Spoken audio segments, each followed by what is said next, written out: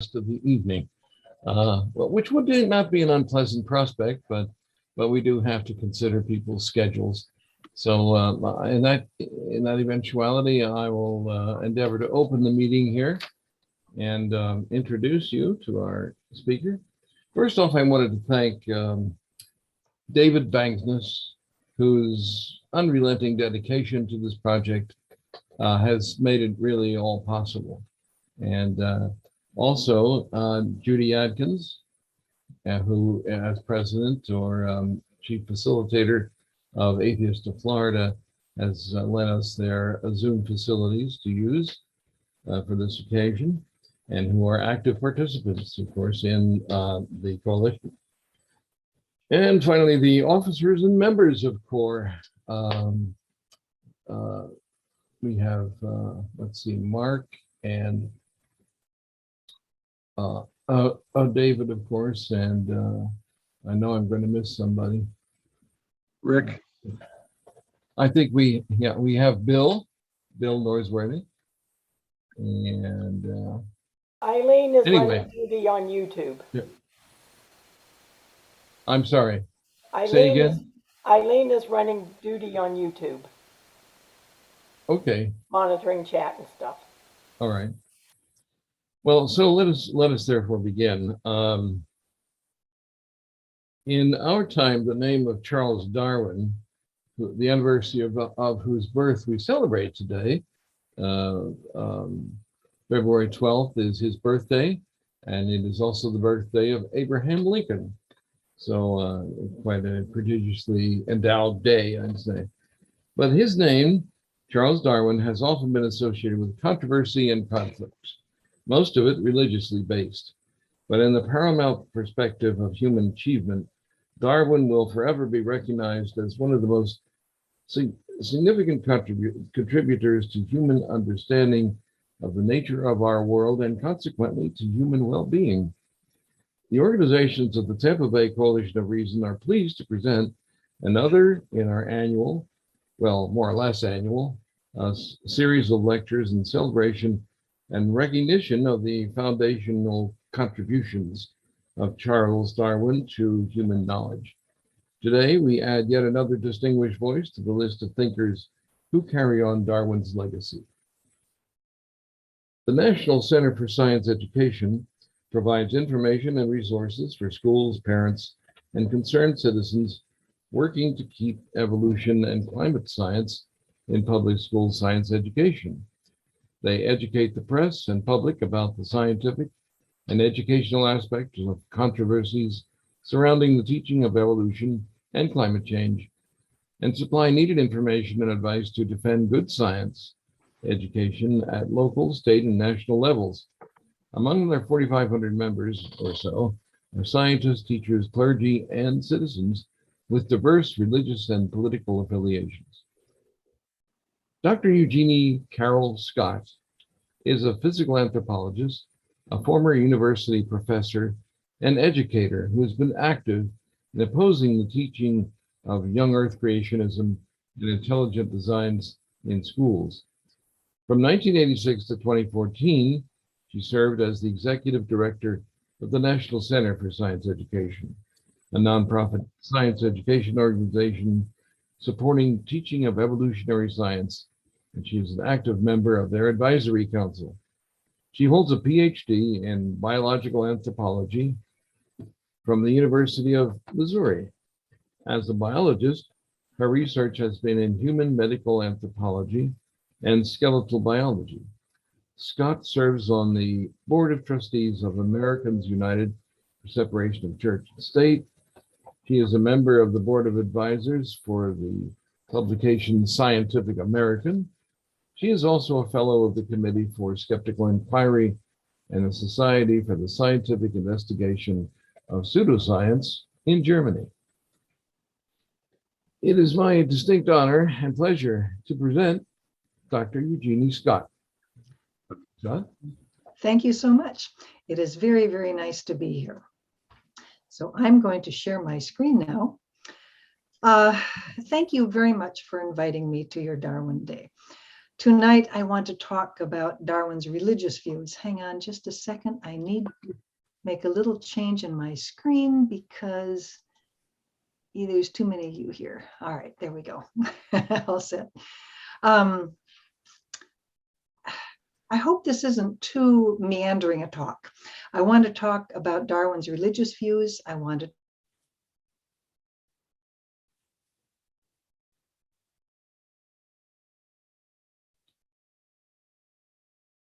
Dr. Scott, you got muted somehow.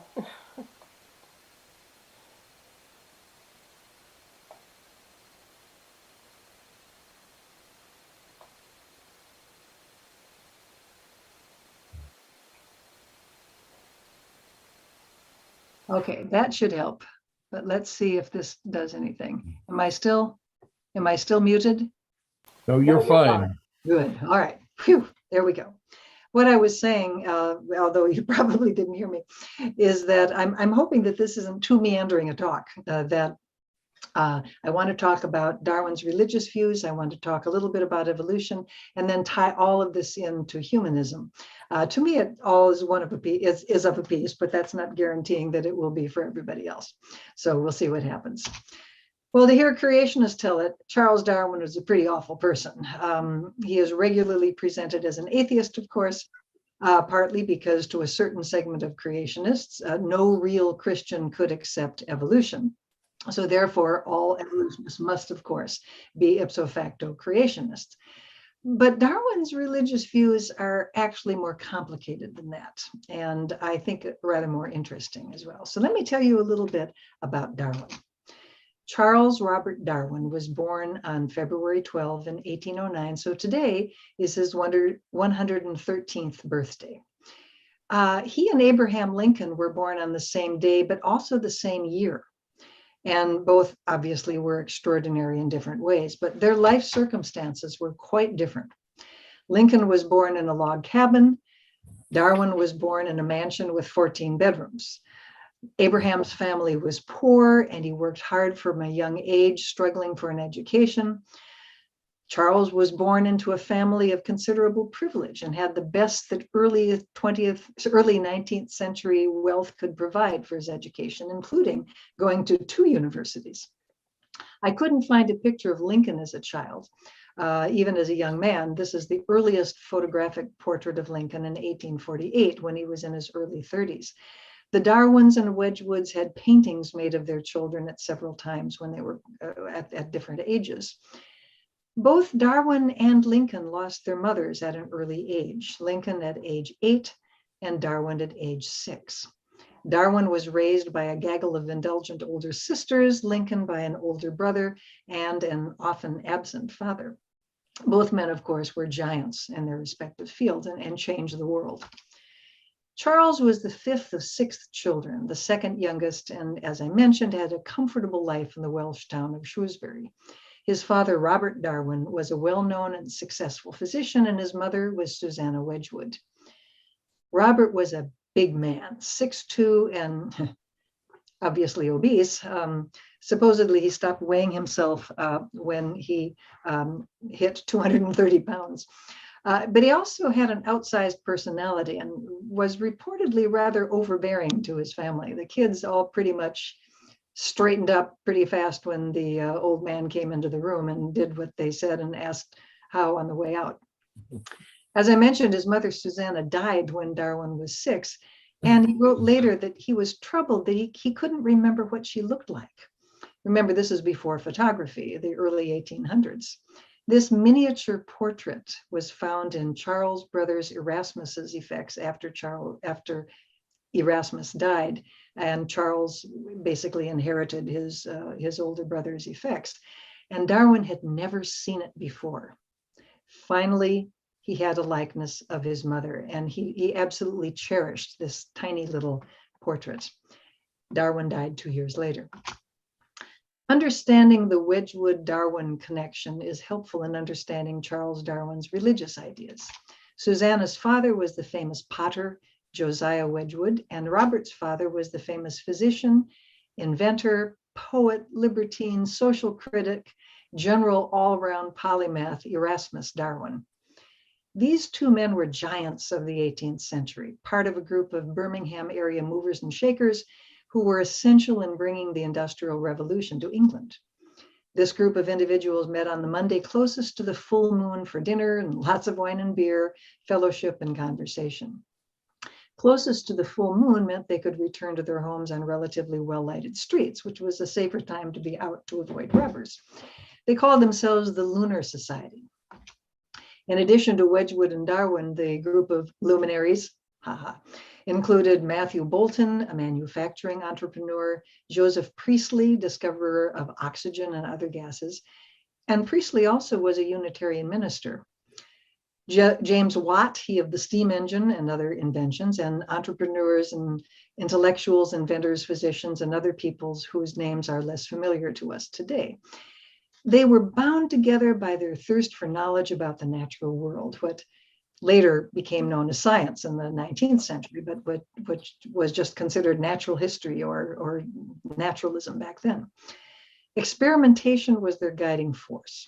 Wedgwood experimented with different techniques to produce potteries of different types, and Boulton experimenting with different types of metal and machines for manufacturing the buckles and buttons and coins and other goods in his factories and other mechanical devices. And of course, Erasmus Darwin, who experimented with electricity.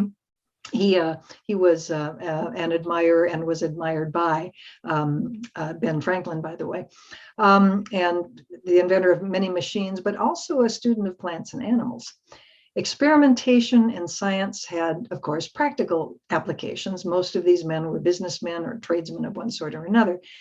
But experimentation was also at the heart of their generalized Enlightenment orientation. These guys were really into science. One thing they had in common, another thing they had in common, is that none of them were titled. Some of them were from the merchant class, like Boulton, and had some inherited wealth, but mostly they were self-made men who succeeded on their abilities. Jenny Uglow says in her book, The Lunar Men, quote, 10 of these men became fellows of the Royal Society, but only a few had a university education and most were nonconformists or freethinkers. This placed them outside the establishment, an apparent disadvantage which proved a real strength, since they were unhampered by old traditions of deference and stuffy institutions. Nonconformists and freethinkers, in other words, dissenters from the Church of England. They were Presbyterians, Baptists, Quakers, Unitarians, deists, as well as freethinkers. Now, one reason why so few of them had university educations was that if you were a dissenter, you were not allowed to hold public office or go to university. So dissenting universities sprang up, and because they weren't hobbled by the traditions of Oxford and Cambridge, they taught modern languages, they taught history, mathematics, politics. They would be much more recognizable today as universities than the classics and class-bound institutions of the British establishment. Josiah Wedgwood was an innovative potter, and Wedgwood pottery is still made today. He was a chemist and an engineer and innovated a number of techniques for the manufacture of fine pottery that was yet affordable by the growing middle class. Joseph Priestley worked for him, and Josiah supported his experiments. Wedgwood was also an abolitionist, a member of the Society for the Abolition of the Slave Trade in the late 1700s. This medallion was designed by the Society and produced by Wedgwood Potteries and widely distributed not just in Britain, but also in the US. It was used as a fundraiser and a sign of agreement, shall we say, the American anti-slavery movement. The Society for the Abolition of the Slave Trade was led by Quakers, but Josiah was a Unitarian, but neither of them counted since both were dissenting faiths. Now, just to be sure, 18th and 19th century Unitarians should not be confused with 20th and 21st century American Unitarian Universalists, obviously. These were Christians. Josiah and other Unitarians were dissenting Christians. They were Christians who rejected the Trinity, but they were Christians. Rather than God having three forms of Father, Son, and Holy Spirit, God was singular. Jesus was created by God rather than being God in human form. So clearly not something that agreed with the Church of England. How to describe Erasmus Darwin? He was a pretty amazing person. He was profoundly influential intellectual of his time. He was known as a visionary, a poet, a scientist, a successful physician, an abolitionist. He was charming and witty and known as something of a ladies' man. He had 2 wives, 12 children, and a mistress, whose illegitimate children he not only recognized, but set up in business, which was considered rather shocking, of course. His views on the importance of educating women, which also were considered quite shocking, probably contributed to his libertine reputation.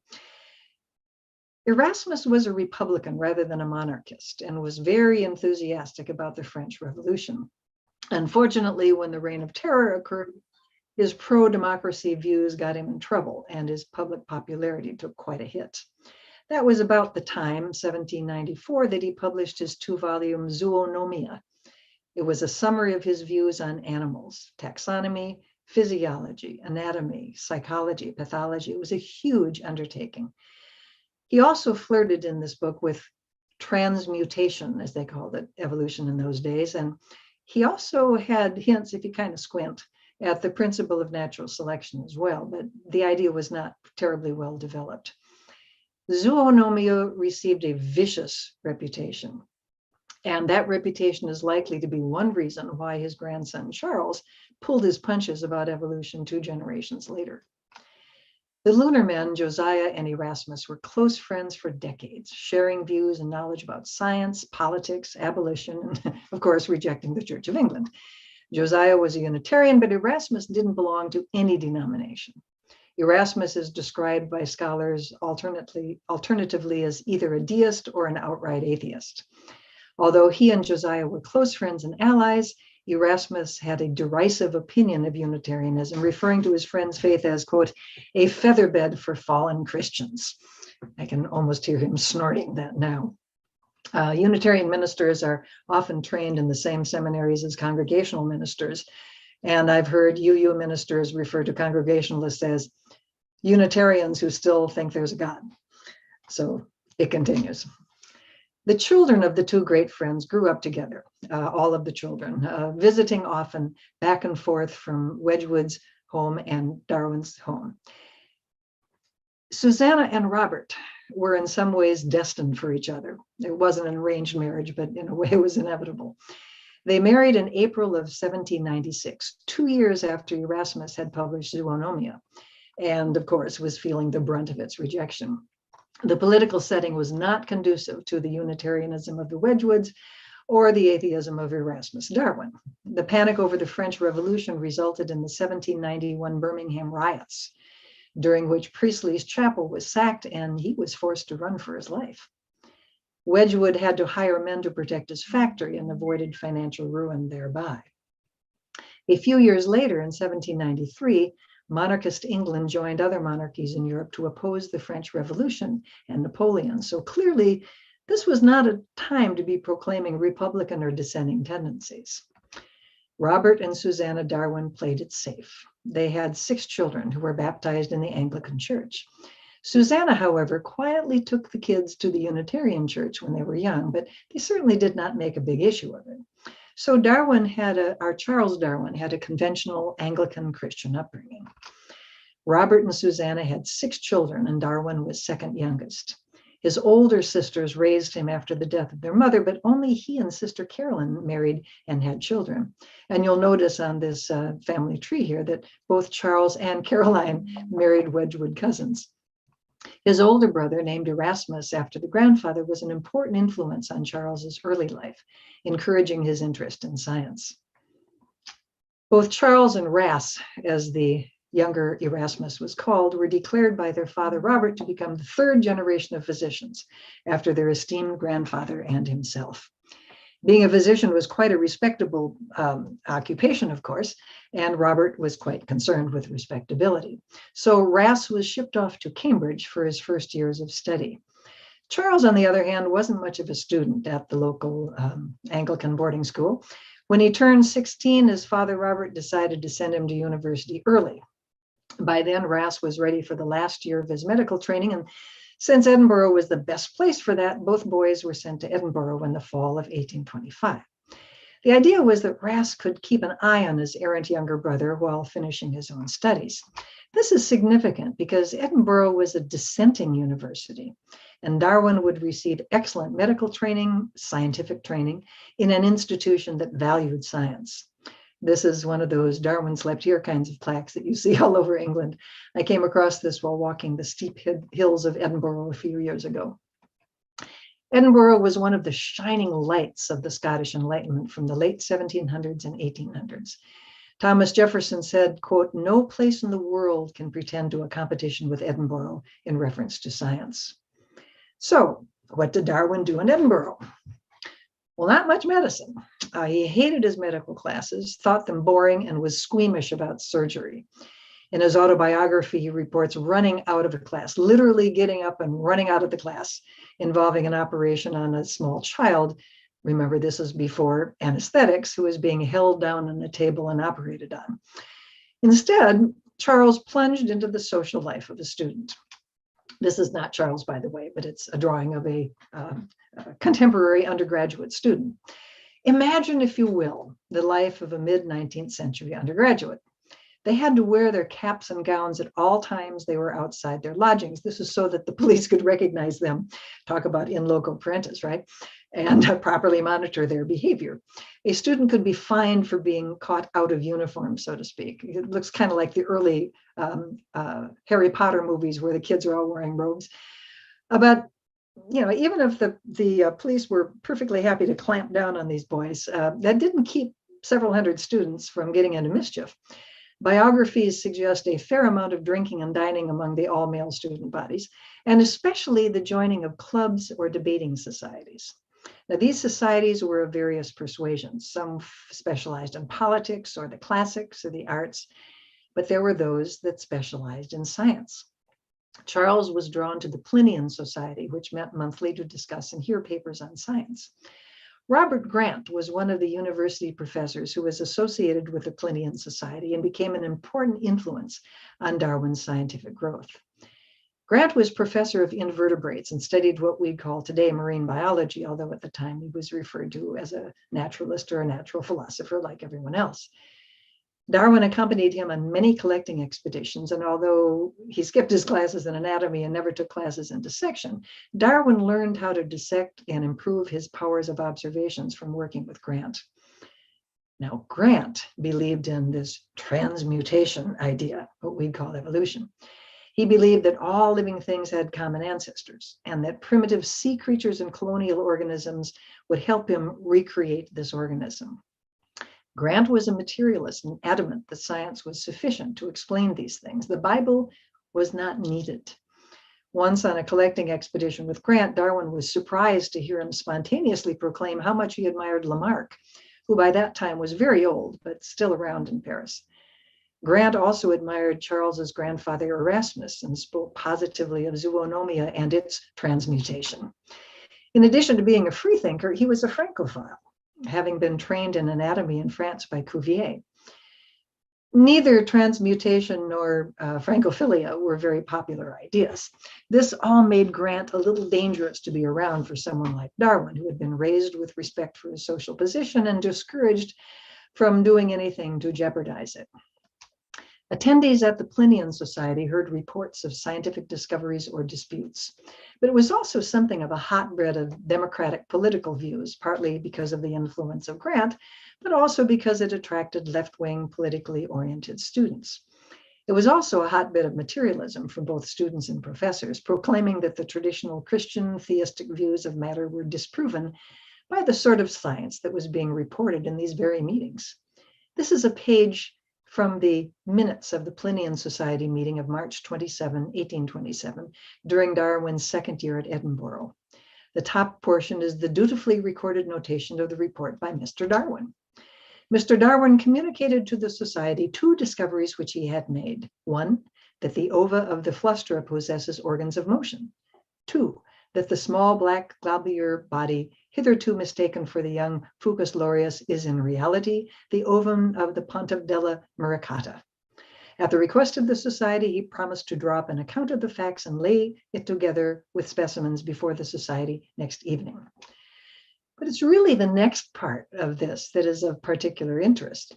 Mr. Brown then read his paper on organization as connected with life and mind, in which he endeavored to establish the following propositions, 1, 2, 3, 4, and 5.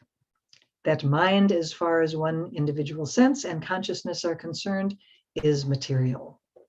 A discussion ensued between Messrs. Binns, Gregg, Dr. Grant, Ainsworth, and Brown, after which the society adjourned.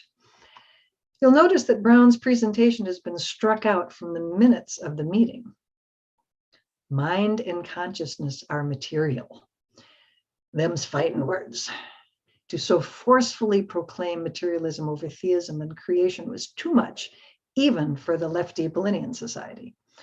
So Darwin was exposed to a fairly radical set of both social and scientific ideas while at Edinburgh. But Darwin didn't stay at Edinburgh. It was clear he was not cut out for medicine. And after 2 years there, mostly skipping or dozing through classes, he withdrew to return home. The stint at Edinburgh wasn't a waste of time, however. He developed considerably his skills as a naturalist under the tutelage of Grant and other professors. Desmond and Morris say, quote, Britain's best invertebrate zoologist had taught him to study minute detail while asking the larger questions. And that's an approach that typified Darwin's scientific life from then on. He also learned a lot of geology, which would stand him well later in life on the Beagle. His father, ever formidable. I mean, that's a formidable guy. Even his portrait is formidable.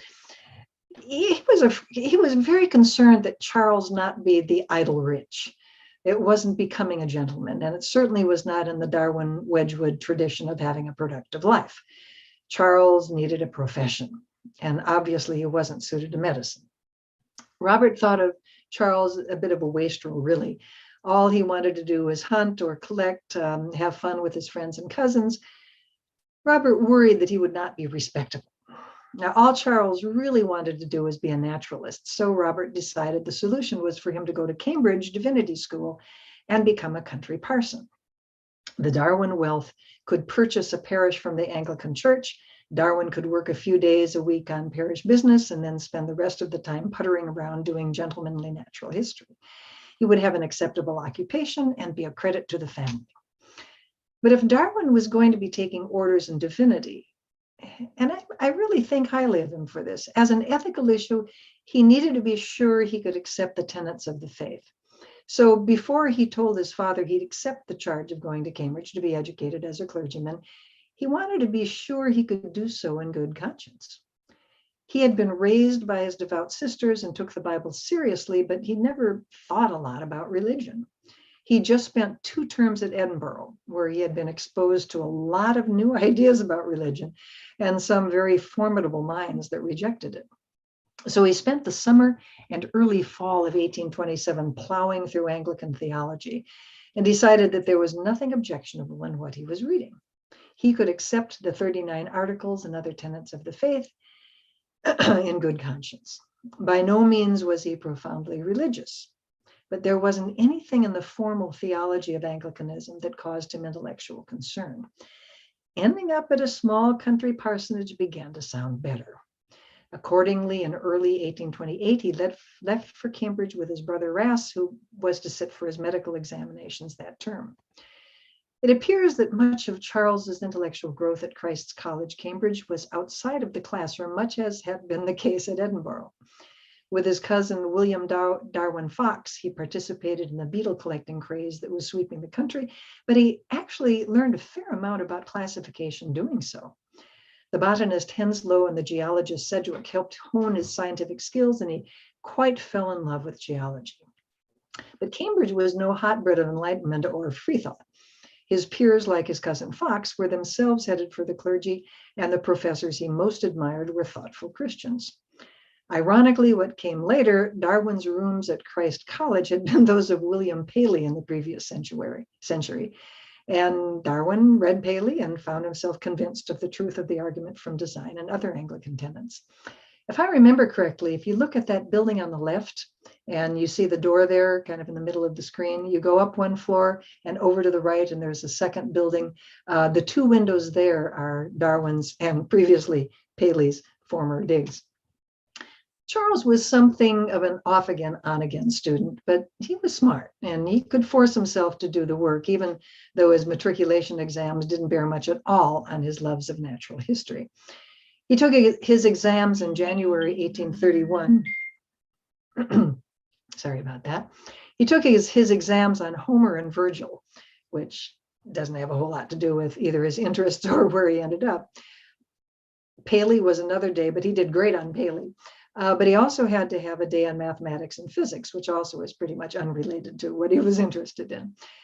Darwin's no dummy. Out of 178 students who passed that year, Darwin was ranked number 10. When he left Cambridge that year, he was a pretty conventional Anglican. The plan was that he would return to take an extra year of theology and then become ordained. But of course, that didn't happen. Instead, he received an opportunity to travel around the world as naturalist and companion to Robert Fitzroy, the captain of His Majesty's ship, the Beagle. Now, I'm not going to go into detail about the voyage around the Earth in the Beagle. You probably know the outlines of the trip. He tramped all over South America, especially, collecting plants and animals, fossils, making geological observations galore. But this afternoon, we're trying to understand Darwin's religious views. So as interesting as the Beagle is, we're going to set it aside.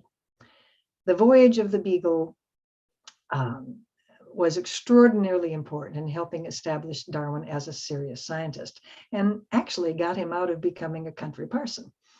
The collections he sent back to England were stunning. And even before he returned, the Beagle trip took 4 years. People were talking about that young Darwin fellow. Even Robert Darwin agreed that his future would not be as a country parson, but as a gentleman scientist, admired and respected by members of his social class, which was fine with Robert. It satisfied the Darwin-Wedgwood legacy. So Charles gets back to England in 1836 and spends the next few years moving between London and his beloved Cambridge, parceling out his collections to specialists and beginning his own writing. As he had done earlier with Rass, his brother, Robert promised Charles an annual stipend, which would allow Charles to pursue his scientific career. Charles actually took some of that money and invested it in railroads and in other industries and ended up quite a wealthy man. Charles set about writing up the geology, botany, and zoology of the Beagle voyage. His around-the-world experience, though, didn't radically change his religious views. He writes in his diary of the good works of missionaries in bringing civilization to the heathen savages. He was an abolitionist. He was actually quite advanced compared to many people of his day in his views of non-European people around the planet, but he was a man of his time. But he had already started thinking about the consequences of his careful observations of the biogeography of plants and animals, especially island forms. It made more sense that island forms like these mockingbirds on the Galapagos Islands had arrived from the mainland and had diverged in place. That made a whole lot more sense than they had been created with small differences in adjacent islands. Never having been terribly devout in the first place, unlike Captain Fitzroy, his old Cambridge professors, or his sisters, that made it easier to see patterns and put them into new contexts. But science isn't the only thing going on when Darwin gets back from the Beagle voyage. England in 1836 was in considerable social turmoil. Whigs like the Darwin-Wedgwoods were in charge, and there was more pressure toward republicanism and more towards the constitutional monarchy that we see today in Great Britain. But also there were great economic inequalities and riots of working people both in the country and in the city. This was a source of alarm to the Whigs, who, even if they sought change in government, were pretty content with the capitalism that had provided their fortunes. Darwin returned to a society in which changes were in the air, but where there also were pressures to retain an economic and social structure that maintained familiar patterns. Religion certainly came into this with attacks on the corrupt Anglican structures that dominated, but simultaneously there was a strong belief that religion was necessary to maintain civilization. A couple of years later, in 1839, Darwin married his cousin Emma Wedgwood, solidifying the Darwin-Wedgwood bonds for another generation. Emma, of course, was very devout and worried considerably about Charles's detachment from religion. She worried that after death, she and he would be separated. His father, Robert Darwin, himself probably a deist or maybe even an atheist, warned Charles against marrying a second-generation Wedgwood because of their piety. You know, featherbed for falling Christians and all that. His own marriage to Susanna had suffered because she was far more religious than he was. Nonetheless, Charles and Emma apparently had a long and happy marriage, but Darwin definitely pulled his punches regarding religion and rarely, if ever, spoke publicly about his religious views. In his autobiography, which, by the way, was written for his children and not for publication, it was only later after he died that one of his children published it. In the autobiography, Charles writes that during 1837 and 1839, he thought a lot about religion, perhaps because of this impending marriage to Emma. But I had gradually come by this time to see that the Old Testament, from its manifestly false history of the world, with the Tower of Babel, the rainbow as a sign, etc., and from its attributing to God the feelings of a revengeful tyrant, was no more to be trusted than the sacred books of the Hindus or the beliefs of any barbarian. Throughout his training at Edinburgh and even at the more religious Cambridge, it had been impressed on him that science was possible because the universe was governed by laws. Science was an effort to explain the world by bringing phenomena under general laws, and Cambridge especially. God was the author of laws, but it was clear that regardless of ultimate cause, science alone could understand and explain the world. As such, there was no need for miracles. By further reflecting that the clearest evidence would be requisite to make any sane man believe in the miracles by which Christianity is supported, that the more we knew of the fixed laws of nature, the more incredible do miracles become. By such reflections as these, I gradually came to disbelieve in Christianity as a divine revelation. And remember that Darwin had trained himself to not conclude anything without solid evidence, and he could not find evidence for Christianity. Still, he wrote that he tried to, quote, invent evidence that would suffice to convince me. Thus, disbelief crept over me at a very slow rate, but was at last complete. The rate was so slow that I felt no distress and have never since doubted, even for a single second, that my conclusion was correct. He then goes on to make an extraordinary statement. I can indeed hardly see how anyone ought to wish Christianity to be true. For if so, the plain language of the text seems to show that the men who do not believe, and this would include my father, brother, and almost all my best friends, would be everlastingly published. And this is a damnable doctrine. Darwin had rejected Anglicanism, which was probably fairly easy given the anti-clerical attitudes of his Unitarian Republican family. He then rejected Christianity itself as a valid set of religious beliefs. Its doctrine of everlasting torment for non-believers like his family and friends was unacceptable. Furthermore, he could not find evidence and logic for Christian tenets, hence he could not make himself believe them, given his dedication to not deciding on an issue without evidence. But what about God? Was there still room for at least a deistic perspective? An omnipotent creator who looked benignly over his creation, even if such a God was not one to be supplicated as Christians do. Well, there was still that matter of evidence. Darwin was a materialist through and through when it came to science, and he just couldn't see the evidence for God that others did. He had turned away from Paley's design argument, believing that well-designed contrivances in nature are better explained through natural selection. Even things like human consciousness and mind, he thought, could be explained through natural selection. There was no need for the hand of God. Beyond the design argument or its failure, there was also the issue of theodicy, which has been a problem for Christian theology from the beginning. This is the problem of evil. If God is all-wise, all-powerful, and all-good, how can he allow pain and suffering to exist? If God is good and omniscient, he knows something bad will happen. Why does he let it happen if God is good? Similarly, if God is omnipotent, why doesn't he stop bad things from happening? Basically, you can have only two of these at any one time. All three together is logically impossible. Most Christians aren't willing to think God is not good, although I did run into a United Church of Christ minister who was of that perspective, but they're pretty rare. Christians don't want to believe in a lesser, not omnipotent God or an ignorant God, so it's a conundrum. A traditional explanation is that it's our fault as human beings. Adam and Eve sinned in Eden, and God is punishing all people because of it. So we have starvation and pain and disease and war and all the other miserable aspects of life on this planet. But that doesn't explain why all living things have to suffer. Why do animals have pain and disease and starvation and so forth? They didn't sin. Darwin even brings this up in the autobiography. But it was the painful death of his father in 1848, lingering for days, and especially the death of his beloved daughter Annie, who died at the age of 10 a couple of years later, that pushed him away from theism itself. Darwin was an indulgent father. There's some wonderful stories about Darwin the father, who I'd be happy to talk about in the question period if anybody's interested. He loved all of his children, would stop work if any of them came into his study, loved them dearly, but Annie was a special favorite. Charles and Emma were devastated at her death, which was prolonged and very painful. Might have been tuberculosis, it's not clear. A God who would let such an innocent and sweet child die and die so painfully was not a God he wanted to worship. The word he used to describe himself was not atheist, but agnostic. Now, agnostic was a term coined by Darwin's friend and defender, Thomas Henry Huxley. Agnostic is, of course, from the Greek without knowledge.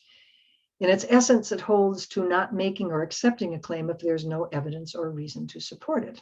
That's obviously the essence of science, and Huxley was a vigorous promoter of science. When it came to religion, the attitude of the agnostic was to suspend judgment, because as Huxley perhaps apocryphally said, in this world, we cannot know about the existence of God. An atheist in the 19th century, on the other hand, was somebody who definitively rejected the idea of God. Darwin said on more than one occasion that he was not an atheist, but an agnostic, but he never talked publicly about his religious beliefs.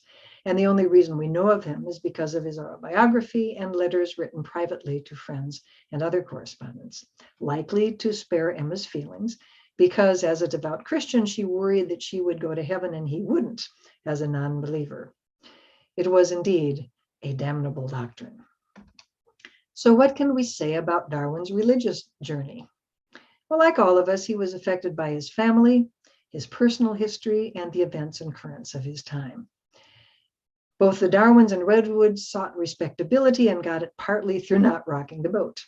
The harsh treatment of Erasmus Darwin's Republican and atheist views and the reception given to zoonomia left a hesitation for 2 generations to not color too far outside the lines. Most scholars conclude that Darwin was reluctant to publish his ideas of evolution by natural selection because he knew the implications for religion would be clear, and for himself, but also for his beloved Emma. He wanted to avoid the storm. But also his experiences with the Plinian Society back in Edinburgh. This discouraged him from going public with dangerous ideas like transmutation. In addition, Robert Chambers' book, Vestiges of Creation, which proposed that living things were related and didn't have to be specially created, created a huge furor in 1844, just as Darwin was really getting into his own theorizing. Chambers' reception pushed back yet again the publication of his own views. He stuck the manuscript into a drawer for 15 years, partly to amass overwhelming evidence that Chambers had lacked and for which Chambers was strongly criticized. And he would have continued doing so if Wallace hadn't pushed him into publishing it. Eventually, of course, when Darwin did publish On the Origin of Species, there was huge interest in his ideas. Yes, there was controversy, but within a decade, the scientific community was largely convinced, at least about evolution, if not natural selection. And that's something we can talk about in the question period if it's of interest to you. The religious community in all its variety, dissenters and Anglicans alike, were awash in discussions, with many accepting evolution, but some appalled at the thought. The reaction to Charles was different from the reaction to Erasmus or Chambers. It wasn't as one-sided. In a sense, the pressure to conform was reduced. There also were personal issues that shaped Darwin's religious views. Darwin didn't think very deeply about religion most of his life. Rejecting the established Church of England wasn't difficult. He had family tradition backing him up. Rejecting Christianity itself was something more difficult, but it was a damnable doctrine for a number of reasons. But finally, it became impossible to defend the idea of a personal, benevolent God after the death of Annie. No, he wasn't an atheist in that he rejected the idea of God, but he surely rejected the personal, all-loving God of Christianity. Well, what about his most important contribution to science, the theory of evolution by natural selection? Humanism consciously includes evolution as part of its philosophy, and evolution appears prominently in all three humanist manifestos. Given that evolution is often perceived as inherently anti-religious, which, by the way, I don't agree, but that's a topic for another talk, this is not a surprise. As a non-theistic ideology, humanism tries to find meaning in science, philosophy, and what is good about beliefs from a wide range of human cultures and traditions. So how might humanists make sense of the science of evolution in a philosophical context? The late biologist E.O. Wilson, and that's the first time I've ever said that in a talk, and it's very sad. He died last month. E.O. Wilson commented that evolution is the best myth we will ever have. Well, what does he mean by that? He obviously is not using myth in the sense of something untrue or false. I mean, he's an evolutionary biologist. By myth, he meant an explanatory story of where we came from and why we featherless bipeds are the way we are. I want to explore this idea of evolution as myth because myths are extraordinarily important to people. Now, all societies have myths, whether ancient or modern. Myths explain and symbolize ideas that are important to a people. The Little Engine That Could is an American myth symbolizing important values to us. We believe strongly in perseverance and hard work, eventual success as a result of grit. I think I can, up goes the little train. Whether myths are true or not, newsflash here, there are no talking steam engines, no talking snakes. That's not the point. The point is that myths are some of the most important things a culture has. It's a way of maintaining group identity and was as true of ancient Hebrews learning the myths of Genesis, which, by the way, symbolizes, among other things, the importance of keeping true to the one God of the Hebrews in the face of constant conquering and subjugation of the Hebrew people by polytheistic religions around them. So how does evolution work as myth? Well, please pardon me for a moment because I need to define some terms. Most people have an understanding of evolution that's mostly correct, but which rarely is completely correct, sorry to say. So let me just tell you what I think about religion. It's a three-part idea. There's the big idea of evolution, common ancestry, descent with modification. There are the patterns of evolution, the forms that the tree of life takes as it branches through time, and the mechanisms or factors that bring about evolution, the processes of evolution. Natural selection obviously is extremely important, but there are non-selective mechanisms as well. There's developmental mechanisms. There's lots of ways there's lots of discussion about the factors or mechanisms of evolution, the processes. Evolution consists of the big idea of common ancestry and the pattern and processes of evolution. So let's look at all three of these if we consider the idea of evolution as myth. How well does evolution work as myth in the sense that I've been talking about it? Well, when we look at the patterns of evolution, we see little mythic inspiration, whether pandas are bears or raccoons, or if the Thanksgiving turkey is a descendant of dinosaurs, isn't going to be much use in symbolizing culture, values, or norms. We see a bit more possibility of evolution as myth with the processes of evolution, especially natural selection. There's a rather long history of ideologues seizing on natural selection to support their views. Capitalists like Andrew Carnegie promoted evolution by natural selection to promote capitalism. Henry Russell Wallace was a socialist. He supported his views with natural selection. Peter Kropotkin argued for anarchy using evolution and natural selection. Vernon Kellogg's pacifist views were quite compatible with natural selection. It seems illogical that one science could simultaneously support all of these different economic and political views. I think it's safe to presume that ideologies are using powerful scientific principle for their own purposes. Now think about this. If a myth has too many meanings, it's not effective in a culture. If the little engine that could was about grit, but also was about what a sap you are to cars over the hill without payment, then it would be a very good myth for our culture. And natural selection has too many meanings. So I would argue that despite efforts, natural selection doesn't work very well as myth either. The best hope of evolution as myth comes, in my opinion, in the idea that all living things share common ancestry, the big idea of evolution. I would contend that common ancestry is mythic in its ability to provide a sense of place in the universe, a view of where we as human beings and individuals stand relative to everything else. It surely is mythic to creationists. As religiously conservative Christians, creationists believe that the Bible is not only true, but it is a unified whole. In this cartoon, the reader says, the 6 creation days in Genesis isn't important to Scripture. I'll just take the 6 days out, and finds that the whole Bible unravels as a result. So anything that challenges Genesis challenges the entire Bible. Genesis to Revelations is all one piece. And evolution is incompatible with the literal reading of Genesis. So if evolution is true, then Genesis and the entire Bible must be false. That means there is no God. If there is no God, there is no salvation. So you can see that evolution is a powerful myth. The loss of salvation, they believe that without religion to guide us, we will not behave morally, with terrible consequences for society. Without God, there's no morality, they believe, so people will not know how to act. The caption says, if this is what Johnny can read and write, then this news shows that Johnny really understands his lessons. Without the Bible and God as moral rudder, we will have no guidance. This is evolution as myth viewed through creationist eyes. Now, other theists take a more benign view of evolution, a view, by the way, that overlaps with that of many humanists. Catholic theologian John Haught is an example. Jack Haught was the theologian that we brought in as an expert witness in the Kitzmiller versus Dover trial. He was brilliant, by the way. He's a process theologian. Now, he reworked a famous statement by the geneticist Theodosius Dobzhansky, who wrote, "Nothing in biology makes sense except in the light of evolution." Jack wrote, "Nothing in theology makes sense except in the light of evolution." In process theology, God didn't create in 6 days and rest on the 7th. Rather than creatio ex nihilo, they believe in creatio continuo.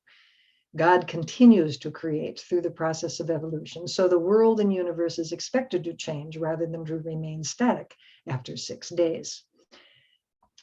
There's a huge amount of Christian theology around evolution, compatible with the view of God and God's action in the world.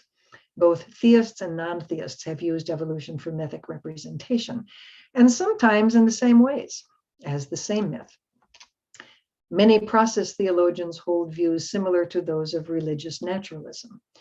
Here, evolution is used to provide a sense of purpose and meaning and place in nature, but within a scientific rather than a theistic context.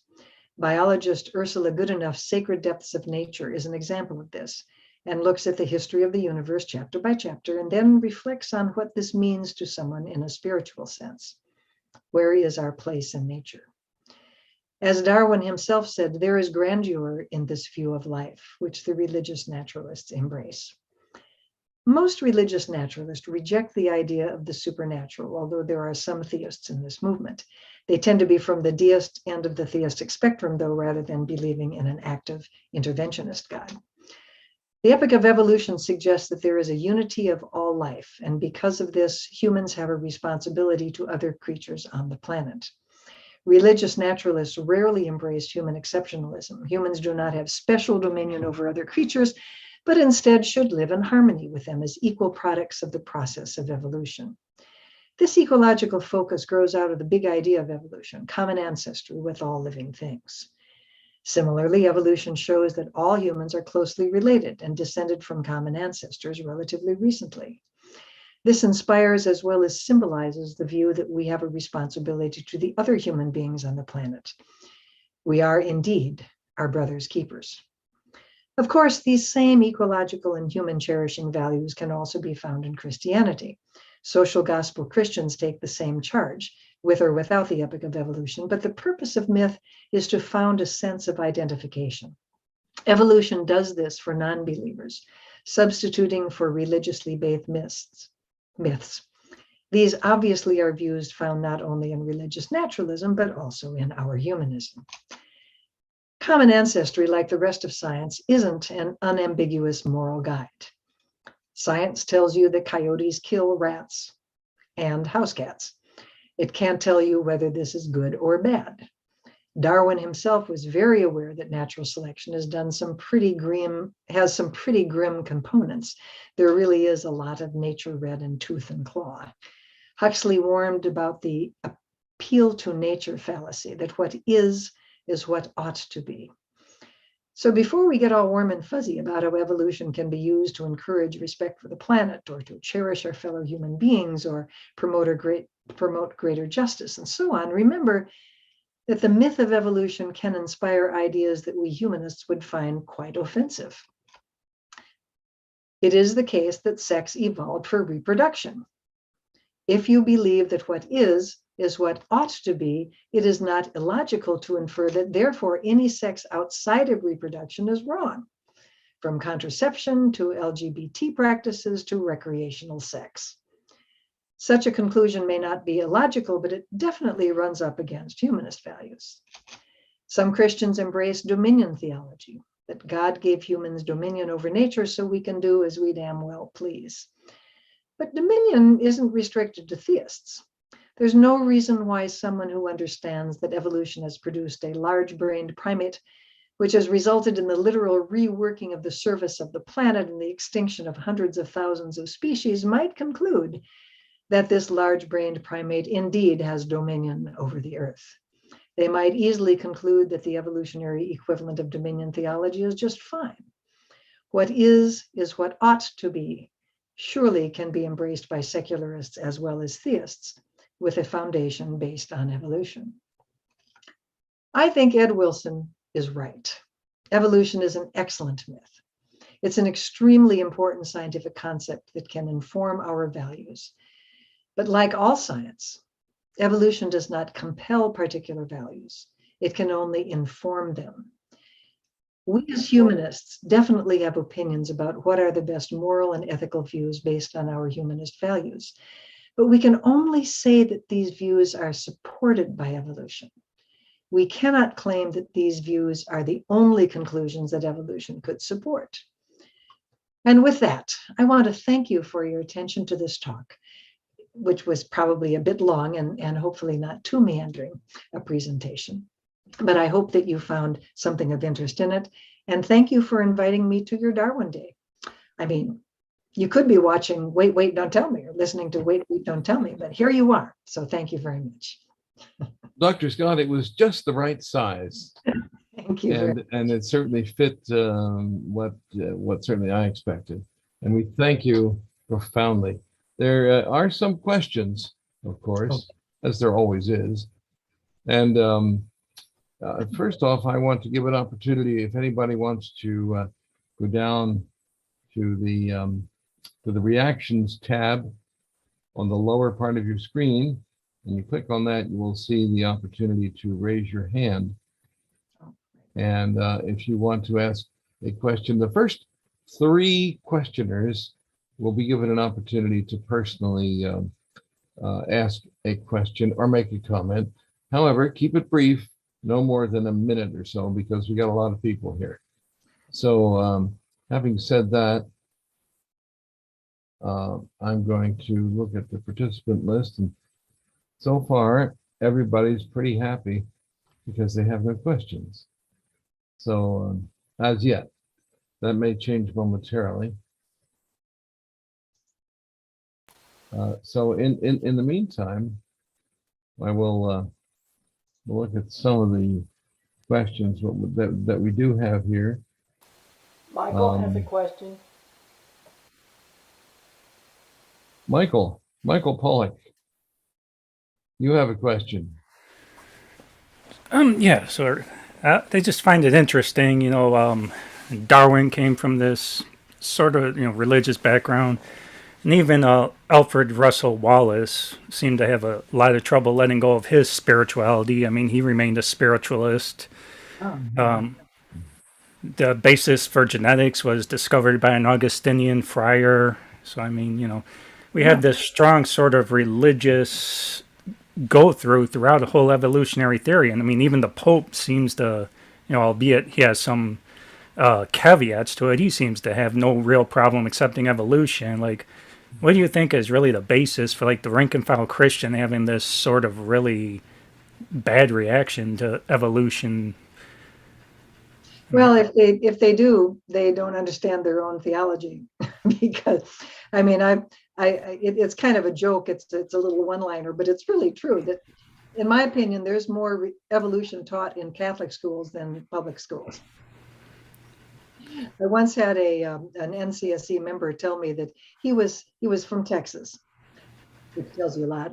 But he told me that he was sending his kid to Lutheran parochial school so that she would get evolution.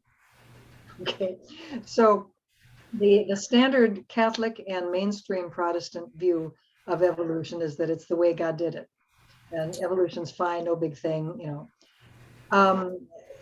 Where you find opposition to evolution is in conservative Protestant Christianity. Leaving out Muslims and Orthodox Jews. But of the Middle Eastern monotheisms, it's Protestant conservative, religiously conservative Protestants where you have the problem, and that is because of biblical literalism. So it really is a theological issue. But the vast majority of Americans don't have to reject evolution because their religious beliefs do not reject it. That said, we humanists have to keep remembering that we are the minority.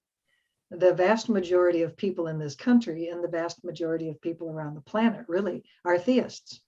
And so you would expect then that the majority of scientists would be theists, just because the vast majority of people are theists. And so although it is true that survey research has shown that there's a lower percentage of acceptance of religion among scientists, it still is much higher than most people think. All scientists are not atheists. So evolutionary biologists can be Christians or people of faith as well. I don't know, this gets more into humanism and stuff too, but religion is not fundamentally about explaining the Cambrian explosion, right? You don't embrace religion because you want to know why water flows downhill or how photosynthesis works. Religion is a matter of purpose and meaning, and science isn't really. We humanists look at science and we use science to support and maybe inspire feelings of purpose and meaning. But as I was saying at the end, science cannot compel ideas of science and meaning. But that's what our humanist philosophy is about, and that's what religious beliefs are about as well, in my opinion. Well, thank you very much, Dr. Scott. Thank you, Michael. Let's move on to Twyla Gill. I was not brought up religious. So in the context and in conclusion of all this, I think most theists say that, sorry, I write better than I speak, so that's why I was chatting. That's why Darwin can't be taken seriously, is because he's one of those horrible atheists. And so in this presentation, we find that journey was very long, not so, but in the end, he still ended up being an atheist. So how do we speak to that, to these people, to make this more of a conversation rather than allowing them to dismiss Darwin that way out of? Well, as much as I admire Darwin and find him a fascinating person, and I love reading and learning more about him, modern day evolutionary biology doesn't depend on Darwin. We have gone so far beyond what Darwin stood in the 1800s. This would be sort of like saying, like saying, you're going to base your physics on the views of Newton. Well, no, we base our physics on the views of Einstein and modern day physicists and so forth. We're not dependent on Darwin. And if you look around today, you'll find plenty of evolutionary biologists, even evangelical Christians, who not only are people of faith, not even born again, and who also believe that God works through the process of evolution to bring about the world according to his plan. I'm okay with that. I don't, I'm a non-believer, I'm a humanist, but I don't believe that everybody, free thought is not for everybody. And, I'm happy to talk with people about my beliefs, but I don't feel it's necessary for people to give up their religious beliefs in order to accept science. And if you are talking with somebody who's religiously conservative and say, oh, I can't accept evolution, they'll say believe. I can't believe in evolution because Darwin was an atheist. Just say, well, the Pope believes in evolution and he's not an atheist. And here I go again. As you get older, my friends, many people listening to this program, you will find that names kind of slip out of your frontal lobe just when you need to grab them. Francis Collins, the former head of NIH, is an evangelical Christian, and he is a thoroughgoing evolutionist. So there are, if they want to say they can't believe in evolution because of Darwin, then tell them about all the people who are of their same religious tradition who do accept evolution. So if it's legitimate to reject evolution because of Darwin, it's as legitimate to accept evolution because of modern day people who are conservative Christians. They say he isn't a real Christian. Well, that's why NCSC has cultivated a group of evangelical Christians who accept evolution. They are our best ambassadors to their fellow congregants. Where I would send somebody, if where I have sent many conservative Christians who, said the science looks pretty good, but gee, I can't possibly believe in this stuff because then I have to give up my faith in God, like those cartoons I was showing. When I have a conversation with somebody like that, I say, well, go to biologos.org. That's a website of evangelical Christians. They'll tell you right up front. They are people who believe like you do. Go to biologos.org and just, read what some of these thoughtful Christians have to say about evolution. I'm a non-believer. I'm not going to have any influence with somebody like that, right? I mean, I'm written off already. I mean, I'm not a bad person. They might grudgingly admit that I don't eat babies or anything, but I'm not going to be able to be very persuasive. But biologos.org, another place is the American Scientific Affiliation, which is ASA3, numeral 3, ASA3.org. I guess somebody must have gotten ASA.org and they had to be ASA3. But the American Scientific Affiliation is another group of evangelical Christians, most of whom accept evolution. Lots of theistic evolutionists in both of those organizations. So you and I aren't going to convince somebody to that evolution's okay, because we don't come from their tribe. So we don't share their values and views as humanists. But somebody who does share their values and views can be persuasive. So send them to biologos.org or asa3.org. Okay, thank you again. And thanks also to Twyla. Next up, we have on our final questioner in the verbal format, because we need to take care of some of these other viewers. We're going to go until about 4:30 or until you collapse. I'm sure it can last until 4:30. Let's see. Let's go with Bill Norsworthy, the gentleman whose hand is raised. Thank you, Jim. I'm obviously you know a great deal about the history of Charles Darwin, and you kind of ended the story toward the end of his life, but a lot of things happened after the end of his life to get his ideas pushed out into the public domain. And I wonder if you could just elaborate on that a little bit. Well, Darwin's big Darwin referred to on the origin of species as one long argument. And the long argument he was making was that living things descended with modification from common ancestors by the process of natural selection. So evolution by natural selection was his big idea. Evolution was seized pretty quickly. I mean, if you read The Origin, and to read The Origin, you have to get used to really long sentences with great punctuation. Those 19th century scientists really knew how to write a paragraph. It was all one sentence usually.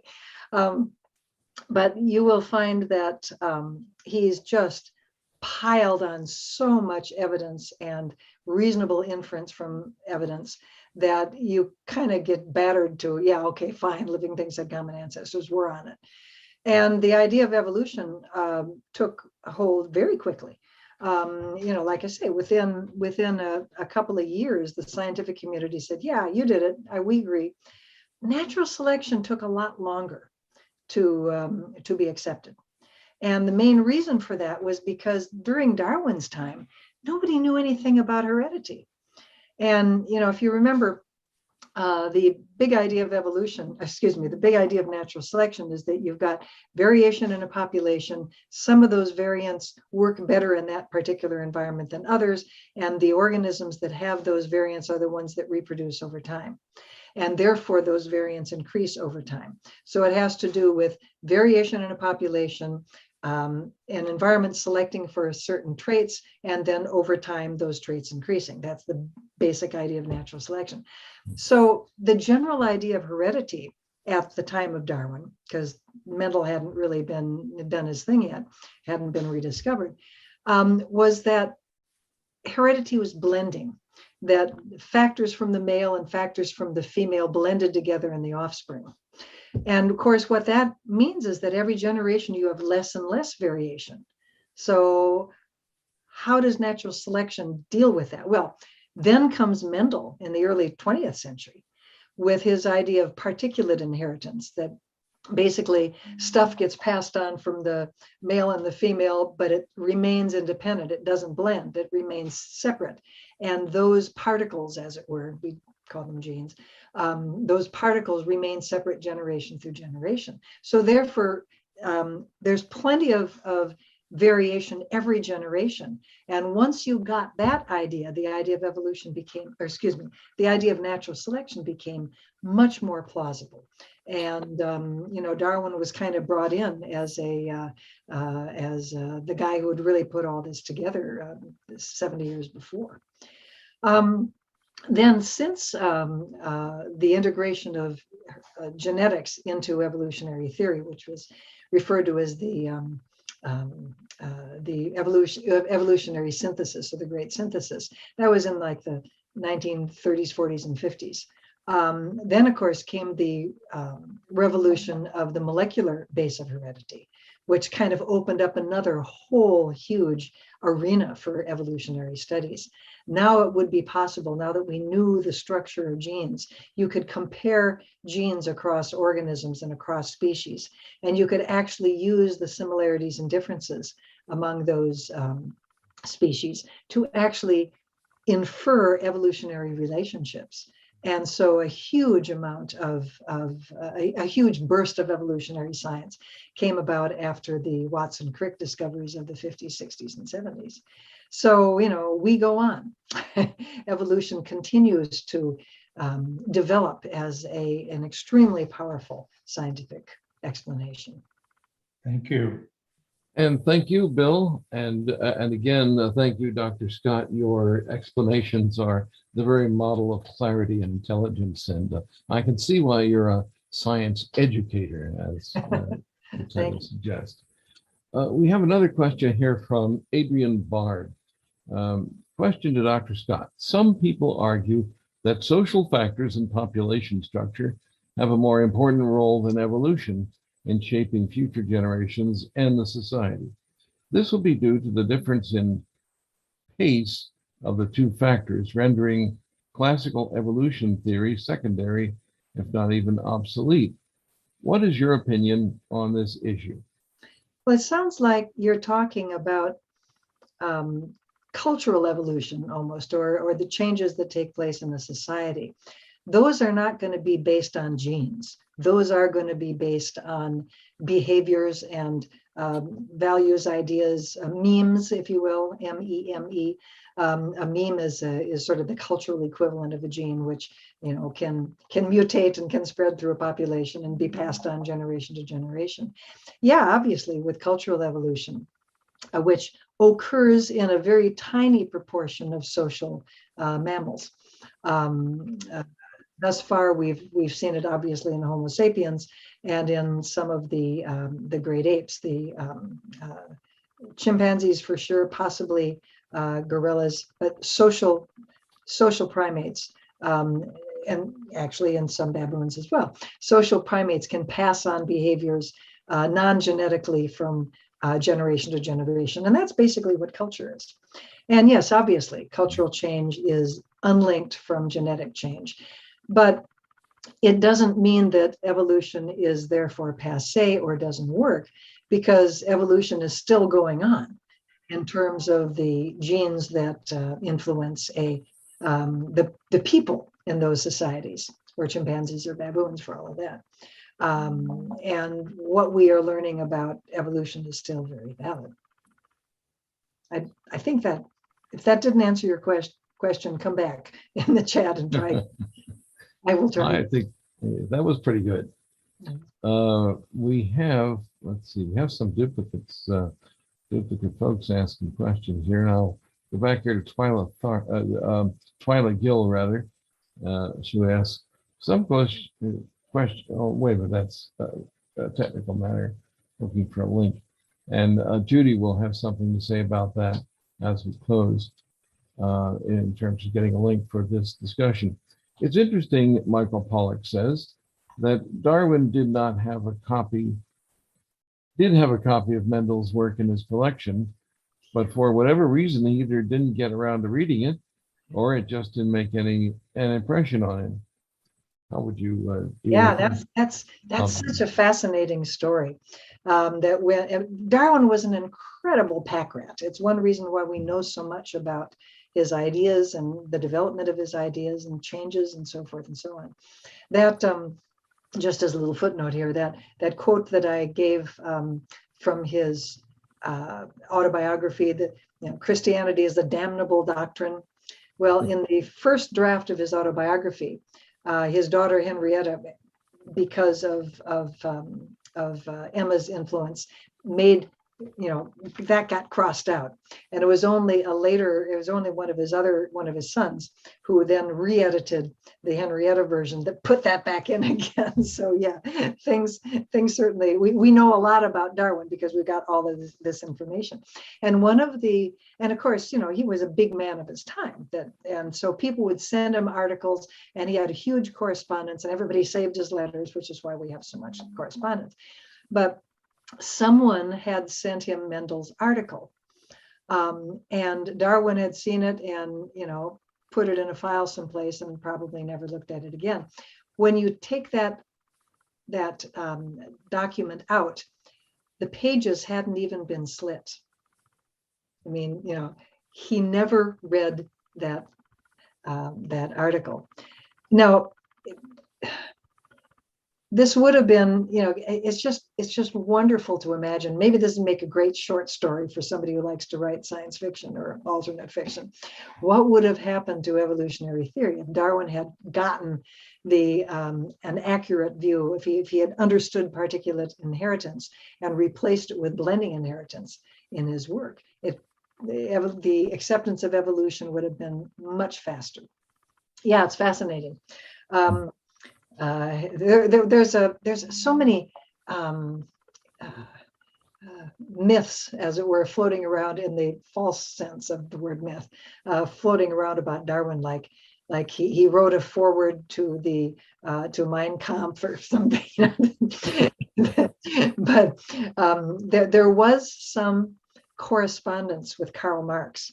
Karl Marx did ask him to if it was okay to dedicate one of his publications to Darwin, and Darwin wrote him a very polite letter back saying, "No, that's not my thing." And he was a Whig and a capitalist, so he wasn't about to throw in his lot with the socialists. But there you have it. Okay.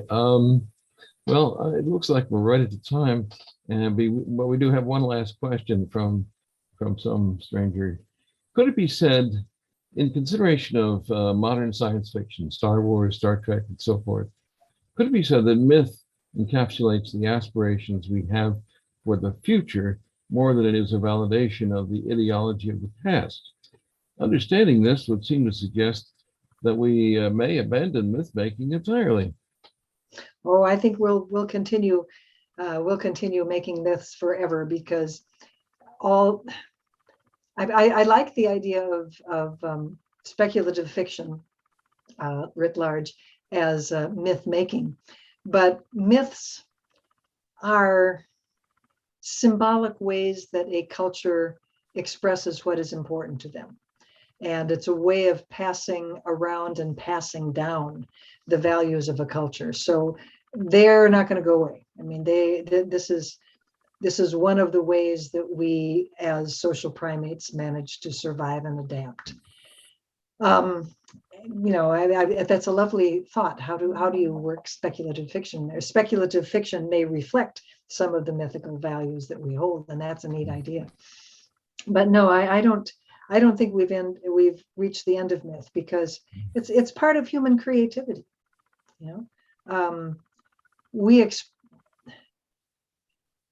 To me, the word ideology is not a dirty word. It is to a lot of scientists and to maybe a lot of humanists. But to me, an ideology just refers to the set of values and beliefs that shape your life. And they can be good or bad. It's like the word operation. Okay, operation just is a descriptive term for something that's done to you in a hospital. It can be a hip transplant, or it can be a lobotomy. I mean, it can be life-saving, or it can be dreadful. And similarly with ideology, but ideology ideology, I'm saying is an important thing, and not instantly something that you just want to reject. And we all have them. We all have multiple ideologies. And myth making is a way that we pass on our ideologies and values and beliefs. And that's just the way we're wired. That's the way these big brains of ours work. And I'm all for it. So it's definitely not a hit or myth proposition. Arc. And having said that, I'll probably steal that at some point. feel free. It's worth every penny. Groucho Marx had an adage that I live by, which is steal only from the best. Well, I don't know if that applies in this case, but let me ask Judy if she's online to step up, and she has a few announcements regarding tomorrow and also a recording of this session. Judy? Yes, I am still here. Good. Enjoyed it very much. Very enlightening and educational, and I appreciate your effort in joining us here. It was quite worth the effort. So thank you. Judy, I want to thank you, Judy, for all the backstage stuff, making this all work. It's I truly admire people that can make these things go smoothly. So thank you. Yeah. Well, you learn as you go. I put a note in the chat about tomorrow's Atheist of Florida meeting, which will be at 5 p.m. Eastern Time. And we will have Nick Fish, who is the president of American Atheists, and he is going to, I have to get this title straight, I'm sorry, discuss fighting back against the Christian nationalist takeover of our states. And if you're interested, it's in all the meetups here in Tampa, or you can write me at admin@atheistofflorida.org to get a link to that meeting. As far as your video, as soon as I have it edited, I will send you a note, Dr. Scott, and make sure that you don't want anything changed, especially in the description. And then someone asked if we could get this put on your Facebook page, a link to it. We Sure, will- I'll be happy to do that. Oh, great, I'm great. excited. Just send it to me and I'll post it. Okay. You will absolutely get a link before I make it real public, but I don't do much editing, to be honest with you. I edit out like the front, but I leave everything else. So I'll get that to you as soon as I can get the video edited and ready to go. So people can check on your Facebook page, or they can just go to YouTube and search for Atheist of Florida. It will be featured on our YouTube page. And thank everybody for coming. It's been a real interesting event. Thank you very much. And again, thank you, Dr. Scott. It was truly a wonderful experience. And because you've done such an outstanding job, I'd like to send you a solid gold bust of Charles Darwin. I'd like to, but I don't have one. So we'll just send you a little honorarium or something, and hopefully that will carry the day. But I know that people on this discussion really appreciated what you had to say, and I was much enlightened by all of it. Again, thank you so much, and thank all of you who came by to attend and did such a great job. Thank you. I know. Bye.